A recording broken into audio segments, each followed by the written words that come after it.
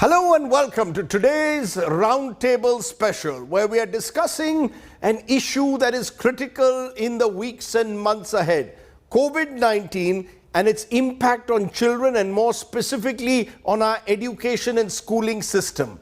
That's right, across India, schools have been closed for over a year now. Many of them are slowly reopening or preparing to open up.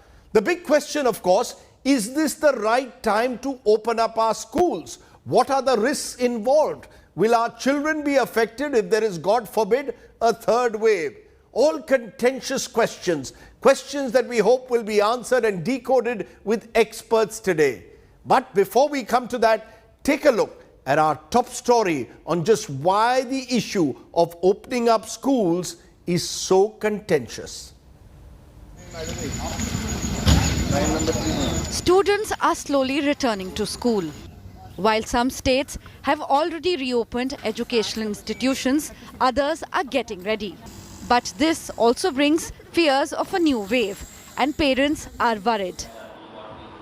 In the month of August alone, more than 300 children have tested positive in Bengaluru. This spike comes at a time when the state government is all set to reopen offline classes for students of 9 to 12th standard from August 23rd. According to data from the BBMP COVID-19 War Room, 127 children aged less than 10 years have tested positive between August 5th and 10th. 174 children aged between 10 and 19 years have also tested positive in these 6 days. While the State Health Department has warned that the situation may worsen, the BBMP is not worried. We have looked at all the statistics. We have looked at statistics in the last week of July and the first week of August. And it is very clear that the percentage of infected cases, if you look at a 0 to 19 bracket, is well under 14%. So it ranges between 12 to 14%. We have not seen large variations. Some doctors have expressed their concerns over the rising cases. So what happens is the parents also might be infected. It's not necessarily that only the children are getting infected. It might be the parents are also getting infected, but because they are vaccinated, they might be an asymptomatic carrier and they might be transmitting it to their children. So, and the children are developing the symptoms because they are not vaccinated. Other states are also facing the virus threat. Himachal Pradesh has been forced to shut down schools till August 22nd after 62 children contracted the virus in Kullu district. In Punjab, 27 school children have been found COVID-19 positive in just 2 schools. With more states planning to reopen schools, the question on parents' mind is, will it prove risky? Bureau Report, India Today. So let's raise the big questions on the round table. Is it time to reopen all our schools? How can we keep our children safe at schools as they reopen? Should children stay at home, as some are arguing, till the vaccination levels reach a certain critical mass? Will the third wave affect children more, as some fear? Will children become carriers and super spreader infectors? Will online classes for a longer duration harm kids, especially because of the digital divide?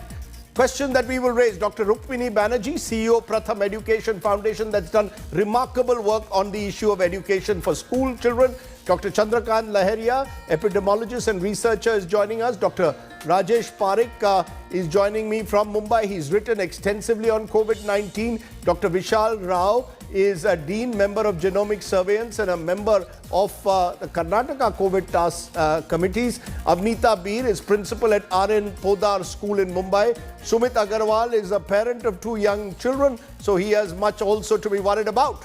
Let's start one by one to get where you all stand initially on the critical question, time to reopen schools. Dr. Rao, you're from Bengaluru, a city where in the last few days a number of cases have emerged of children getting infected by COVID-19. Do you believe statistically there is any reason to say this is not the right time for children to go to school?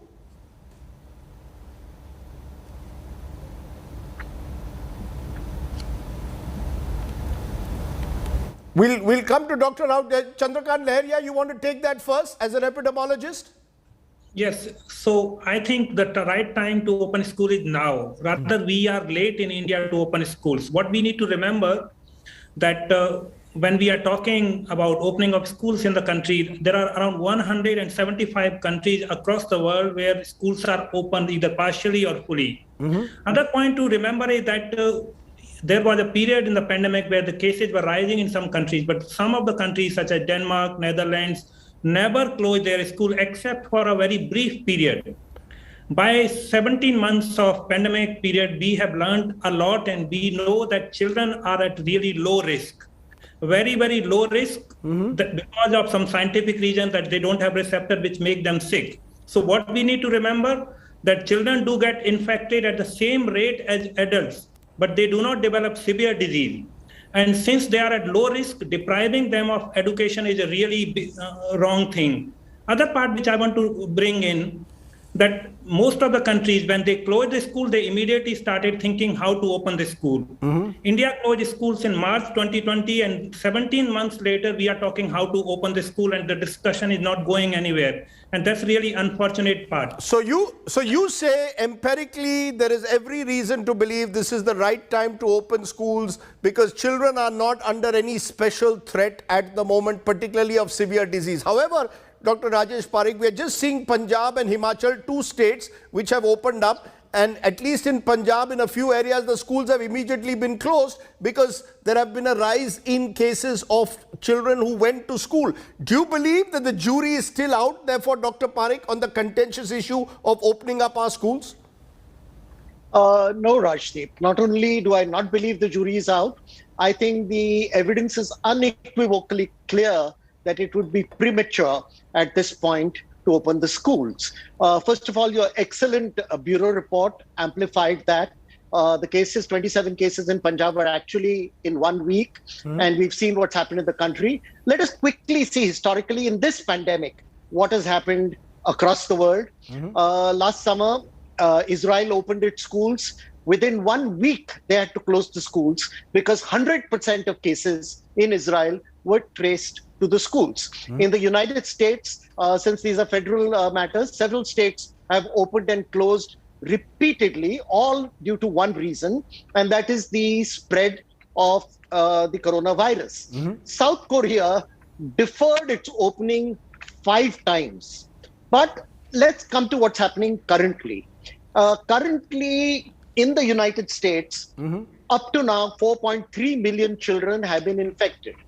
More important, at the present time, more children are being hospitalized in the United States with serious infection than at any point in this pandemic.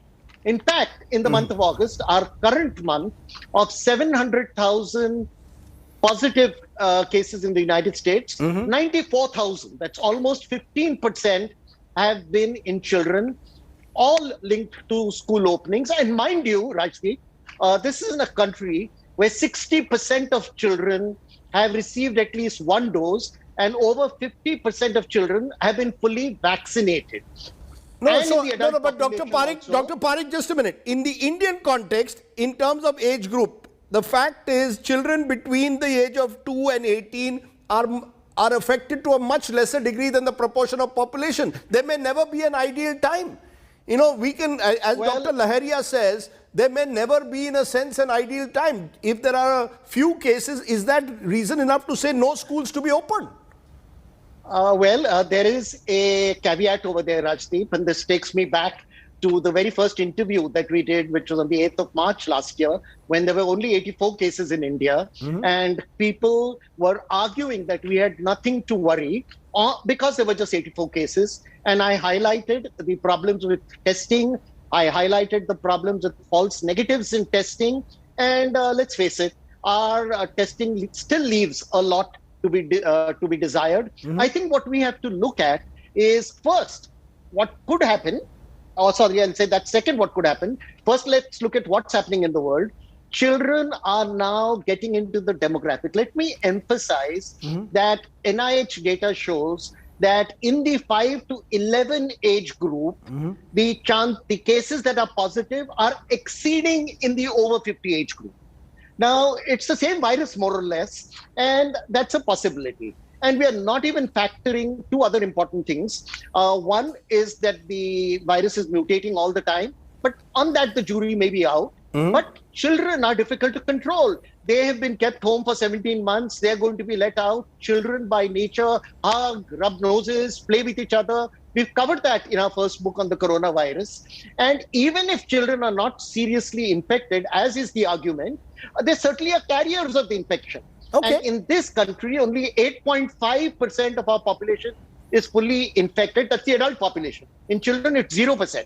So 0% in children, 8.5% in adults. And if these children become carriers, then we're looking at a catastrophe. So I think it's really premature to even think about opening We've schools. had two very alternate views. One, Dr. Parikh saying this is premature to open up schools. Dr. Laharia saying this is the right time to do so. Let me come to you, Dr. Rao, because you are in Bengaluru. And in Bengaluru, interestingly, children in the last few days, cases have risen, but the numbers still in relative terms of Karnataka remain well below the proportion of population of children between 2 and 18.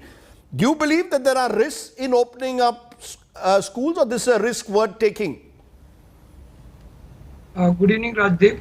I think from our perspective, and if you look at global data, this is the right time to open schools. This doesn't have a right or a perfect wrong answer, but as a balanced perspective to it. And what you need to consider here is to look at the gaps and the disproportionate consequences that the disadvantaged groups have had in this country of children, especially with child labor in the rural region, to child marriages, to a lot more of runaway children. They're having a very deep impact.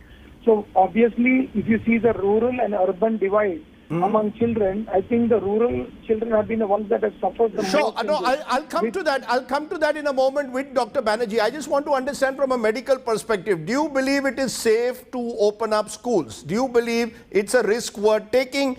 Globally, the record is mixed. There are countries like the United States, 94,000 children tested positive last week after schools reopened. Children account for 15% of COVID-19 cases at the moment in the United States. Are you concerned or not, Dr. Rao? Obviously, the numbers will always be a concern, but what's important here is the WHO and the UNICEF came out with a joint statement clearly indicating, and even the Lancet Commission has come out with this from the Indian Task Force, talking about it, that children in the early, younger age groups are not carriers and do not heavily transmit the virus. The children in the older age groups could be. But having said that, the mortality has been dismal, and these children are not the children, if you don't open a school, who are just sitting at home and not interacting. The emphasis here is when you open schools, you're opening it for education and not for social and entertainment activities, but you're opening it for education. Let's come to that. Let's come to that specifically. We've discussed just briefly the medical aspects. Let's look at the education fallout, because this is about cost benefit at the end of the day. Dr. Banerjee, your group Pratham has looked at this question. It was briefly mentioned just now, the widening gaps between rural and urban, but even the fact that children deprived of 18 months of education, the impact that that can have on specific subjects, particularly mathematics, for example, is what is being cited in surveys. Do you believe, therefore, the benefits of having physical classes outweigh the risks that may come with COVID-19? So, Rajdeep, obviously, the medical angle is not something I can comment on. But I think there are a couple of points to think about. One is that when schools opened, when schools shut last year in March, it was completely without any warning, without any time to prepare for what was going to happen. And so if there is a window right now in which we can come back and plan for eventualities, I think we should take that opportunity. In rural India, a bulk of children, millions of children, have not really had the benefit of any kind of online education. At most, the state governments or even the private schools have been able to send, little WhatsApp messages or SMS, which may be okay for just remaining connected or engaged, but certainly cannot be a huge impact on learning. So I believe that we should opening of schools does not need to be a black and white, like turning on a switch. The first thing which several state governments have done, Punjab has done, Delhi has done, several others have done, is to first have class by class meetings of teachers and parents, because this is often a very local, occurrence when cases go up. And therefore you need to have a plan And I think in any case, parents and teachers getting together to discuss plans ahead is a good thing. Second is, I think we need to be prepared for 3 types of situations. And it's going to be a fluid situation for some months to come, I'm sure. One is there's complete lockdown, you can't do anything. Second is there is limited mobility. You can move around in your mohalla or in your village or in your community, but really not travel too much. And third is when everything is possible. We need to have plans, school by school, class by class, age by age, for what to do under these situations. Because I think we are going to have to face them. When schools closed last March, there was no time to plan. But now every school, every district has had some time to think about that. Last thing I want to say is that I was on today on a Zoom call with many kids from different places, including kids from Bangalore. And I asked them, because I knew you would ask me, what do children think? Overwhelmingly, they said, we want to go back to school so that we can reconnect. So I think reconnect, plan, and then move forward cautiously would be We'll bring in those voices of children in a moment. We've got voices from across the country of children. But Avneeta Bir, you're a principal R.N. Podar School in Mumbai. Mumbai planning to open up schools next week. Do you have plans in place? Are you prepared for any fallouts? What is the ecosystem you have created in your schools to ensure that children are protected? Rajdeep, I don't know whether Mumbai is going to open up next week, because the last I heard was that Maharashtra is still, debating whether schools should reopen. And we've not had, in Mumbai particularly, we've not had a single day of physical school since the last 1.5 years. So even when schools did open up, no, but some schools, ma'am, some schools are planning to open up next week. Some Mumbai schools are planning to open up next week.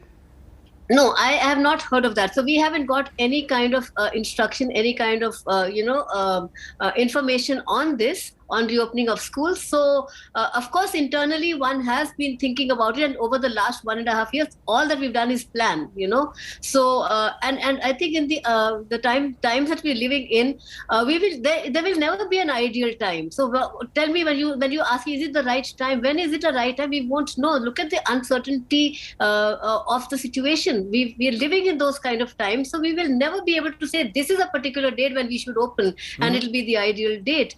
My concern is, one that, over a period of time in all other sectors, there's, we've opened up, but in schools, in education, we've kind of, still isolated the children from the schools, from their teachers, from their peers. So would you prefer it? And would you prefer? worry is that, Ms. B, would you prefer?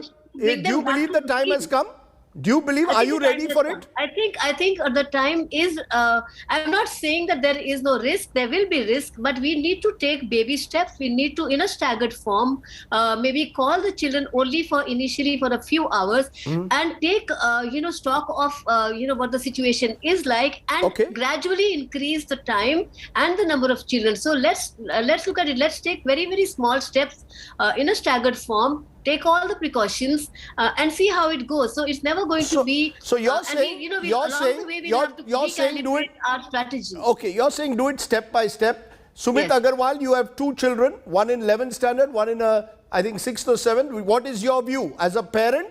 Are you keen that your children finally go back to school? 18 months at home, they must be dying to go out. Definitely, if you ask the children, there is some excitement, but I think there is also fear in their mind in going to school. And as a parent, I'm very worried because I think the overall environment is still not conducive and it's very uncertain. So would you want your children, Sumit, to go to school? Do you want your children, Sumit, to go to school or not? No, I don't want my children to go to school because I think, anxious and worried at this time, because you hear these kind of news like in Ludhiana, Amritsar, children have been infected and the whole class and the parent and families were also quarantined. And as I hear the news channel here, also I'm finding that Bengaluru and Himachal Pradesh, other states are also finding the cases about children. So it's not about the percentage of children getting infected. As a parent, if my children get infected, so she is very easy in the percentage, right? So I'm really worried on that part. So you don't. So even if you are given an option, you don't want to send your children to school. No, not right now. I'm not favoring. I think I need to see the staggered approach. I need to see the settling down of schools, how they operate, how they open up. I have flexibility to take my children to school in my own car. I don't depend on bus in that sense. So I can take the risk. But definitely, I would like to see more clarity on the subject. Okay, and I so think that's an on one interesting hand, we viewpoint. are talking the neonatal and NICU, and third wave will hit the children, and now we are talking about sending children to school.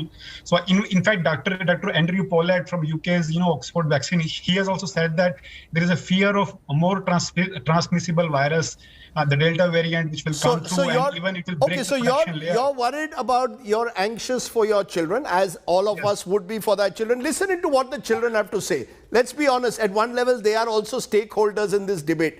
We got a few vox pops of children from across the country. Listen in. If schools and colleges reopen and outbreak occurs, it will be difficult to manage the frantic rush of students and parents to the testing centers and hospitals. The pediatric wards and hospitals will be overcrowded, putting extensive pressure on the doctors and healthcare workers, especially in the rural areas. हाँ, मेरा मन तो बहुत है school जाने का, और school गए भी बहुत लंबा टाइम हो गया, लेकिन अभी जिस तरह से प्रेडिक्शंस आ रही हैं कि कोविड बढ़ सकता है, और जैसे अभी हरियाणा और पंजाब में भी स्कूल खुले तो वहाँ पे भी कुछ केसेस आए हैं, तो उस चीज़ को लेकर माइंड में थोड़ा सा डर बैठा हुआ है. I want to go to school because it's fun in the offline thing, but it's not good in the online thing. Okay, but you miss the classes, you miss the fun which you used to do in the class. Yeah, some things are not there in online classes, like doing swimming and sports are not good in the online classes. I'm missing my class. I'm missing going to school. It's a tough one. Choosing, it's not an easy yes or no answer, given the divided opinion that I already see on this program. So let's come to the precautions that need to be taken. And before I come back to that panel, I want to tell you what the United Kingdom is doing. And listening to what Dr. Devi Sridhar, who is one of the world's leading researchers on this, has to say. She's very clear. Schools must open. I spoke to her a few days ago. Listen in and then I'll come back to you. You mentioned children, and I just want to focus on that because, that's becoming slowly a big issue in India as well. Do we open up schools for those below the age of 12? At what stage do you do so? How safe are our children, even if their parents are not vaccinated, if they're not vaccinated? Would you advise that schools be reopened in a country like India, given our vaccination levels at the moment? I think schools should definitely be open. We know the harms of keeping schools closed is massive, and UNICEF has called this a global educational emergency, and many of these children may never go back to school or have educational loss for their lifetimes. The question is not whether to have schools open or close, it's when they're open, how do you actually try to maintain safe environments, meaning ensuring there's regular testing, that all teachers are vaccinated, that when needed there's masks being worn, that outside learning, ventilation. These are the lessons we've learned, that actually we can keep schools open, but the way to keep them open is just having in place these kind of mitigation measures that make it safer for children and for the teachers. That's an interesting way of putting it. Okay, so interestingly, open up schools, but do it with the right conditions. What are those conditions? Dr. Lahiriya, since we started this debate with you, and you are very clear that schools should reopen, conditions. In the United Kingdom, vaccination levels, 80% of adults vaccinated. In India, that's less than about 12 to 14%. So is India in a position, given that so few of our adult population in percentage terms are vaccinated, to open up? So I'll answer this question, but before that, please allow me 45 seconds to answer some of the numbers which have been thrown earlier. So whenever we are looking at those numbers, we should always be careful. If somebody say that 94,000 children were infected, then we should also look at what was the total number of infections. Similarly, in no part of the world, children younger than 12 years are being vaccinated. Not even United States, not in Canada, and no country in the world. So it is not possible to say that 60% of United States children have received one shot. That number would be really small. Then coming to other aspects, what we need to remember that globally it has been agreed that the children need not to be vaccinated before sending to the school. And final part on the number, we should always be careful quoting number with the numerator and denominator. A few weeks ago, we heard that in Indonesia, children are getting severe disease and dying. And the numbers, if we look at them, 800 of the total deaths in Indonesia has happened in children. in the children, while the total deaths in Indonesia are around 83,000. So the proportion of severe disease and mortality in children is really low. So we need to watch numbers carefully. So let's come to the critical question. If we assume that we have no option but to perhaps slowly open up schools, under what conditions? Should all parents, all teachers be vaccinated? Is that the minimum condition? Or does India as a country have to reach a critical mass in vaccinations to open up schools? I think that vaccination of adult is a parallel process, but when opening the school, we need to do 4 things. One is prepare. Prepare means all school staff need to be vaccinated. Okay, some of the ventilation related changes need to be done. Number 2 is engage. Engage with all the stakeholders, providing them the right kind of information, which means parents association, school teachers, education department, health department. So bring all of them on the concept. Number 3 is improvise.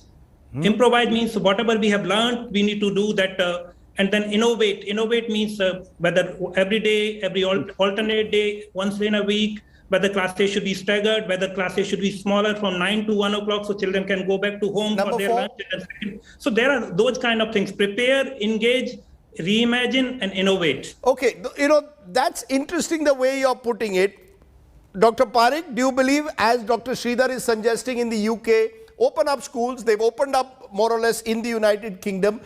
Because the UK has 80% vaccination of its adults. In India, we are nowhere close to that. If tomorrow, India's vaccination numbers were to reach 50% or 60% of our population, would you then change your mind and say, let's get children to school? Absolutely. But let me, by way of preamble, just say 3 things. First, I am a neuropsychiatrist by training. And so I'm acutely aware of the effects of lack of schooling on education, on social development, and I'll come to that in a minute.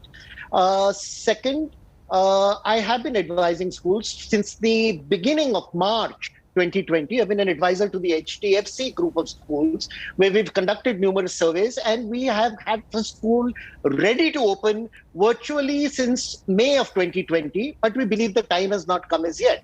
And the third, I wish I didn't have to say this, Rajdeep, it brings me sadness in saying this. I don't mean to exult, but when we wrote the first book on the coronavirus, nearly 50 predictions we made in that book of all kinds, mutant strains, drugs, have all turned out to be true. With that kind of a preamble, I can tell you, first, there is a difference between what children want and what they need. Asking the children what they would like and doing a survey and giving it to them, or even doing it with parents, puts the parents in a very awkward situation. Should something go wrong, they'll say, well, you asked for it. I don't think that's the right way to do it. The right way to do it is to look at the data. Talking about data, yes, indeed, 60% of children who are eligible for vaccination have been vaccinated with 1 dose in the US, and over 50% have got both doses. More important, as you just pointed out, in the US, more than 50% have got both doses. Those are very significant numbers which should not be ignored. So you're saying we need a critical mass of vaccinations to open up our schools. Am I correct? That's at the very least. Yes, and let me add to that the 2 vaccines that are available for children, one has shown 100% efficacy and the other has shown 97% efficacy. They're more efficacious, at least in the data that has come through. We are nowhere close to getting, no, 1 minute. We are nowhere close to getting it in India at the moment you're telling me we have to wait for children to get vaccinated to open up schools? Is that what you're claiming? Not entirely. No, I am not claiming anything. I'm indicating what the data is showing us. And before I come to that, in a minute, the effect of lack of education is measurable. It is sad. What is not measurable, in my opinion, is the price of a human life. What is not measurable is what is the value of a dead child. An uneducated child is sad. A dead child is beyond being tragic. So what I'm saying, Rajdeep. Yes. No, I'm getting, I'm sorry to, I just want to move on to this question. If we are to open, your point is well taken, Dr. Parekh. You are being very cautious and saying, look, you cannot take the risk at the moment. I just want to know, if we are going to take the risk, as some states are doing, what are the conditions we take it? Dr. Rao, Karnataka planning from the 3rd week of August. What do you believe is the minimum precondition for a school to open? I think Rajdeep, Dr. Chandrakant has very clearly elucidated this, but I would like to reiterate, keep the bubble size small, look at maximum ventilation, and as much as possible, try to what our health minister here has discussed with the pediatric association, with the pediatric groups, and try to look at small micro bubbles in district-wise, ensure and monitor school-wise positivity rates as they open up. Look at a hybrid model with. But how do I create a micro bubble? The child is coming from his home to the school, is going to want to play, do physical exercise. There will be no social distancing in those situations.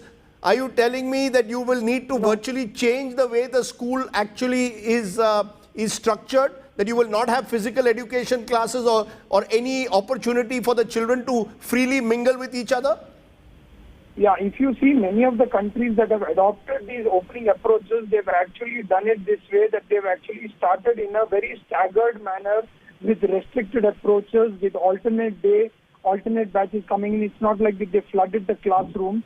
They've actually opened it in a very cautious way, in a very staggered way, with some offering blended learning, with some offering alternate day learning. I think that is the way to go. So you're saying in a very staggered monitor. You're saying staggered alternate day learning possibly. Let me come to the principal, ma'am.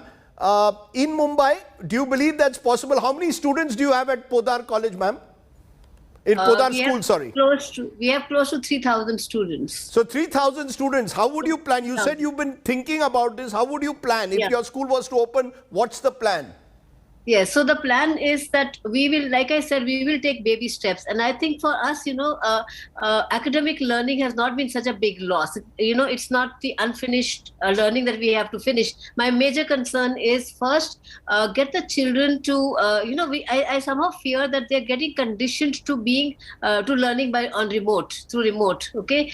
And just getting them into a discipline to come to school is also going to be a huge challenge. So that is why I feel that, call the children maybe once or twice a week for a few hours, and it's not the teaching can still carry on online till we are absolutely confident that the situation is so your first phase would be your first phase, ma'am, would be 1 or 2 hours a week, but that's tokenism.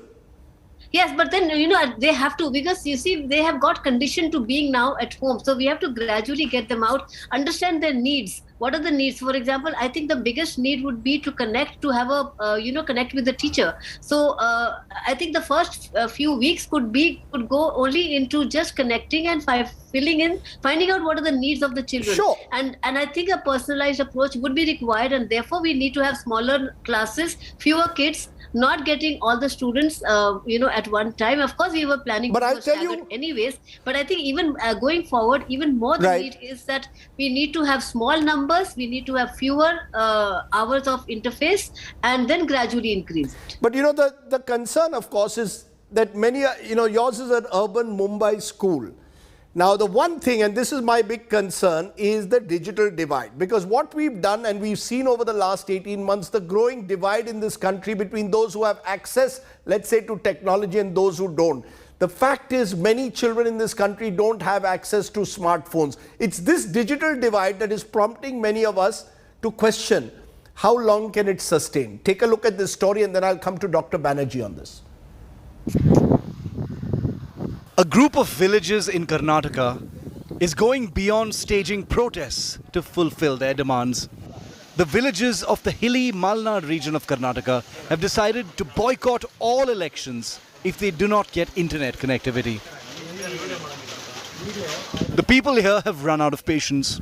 Students climb up hills, sit on riverbanks, and even scale trees to get an internet connection for their online classes.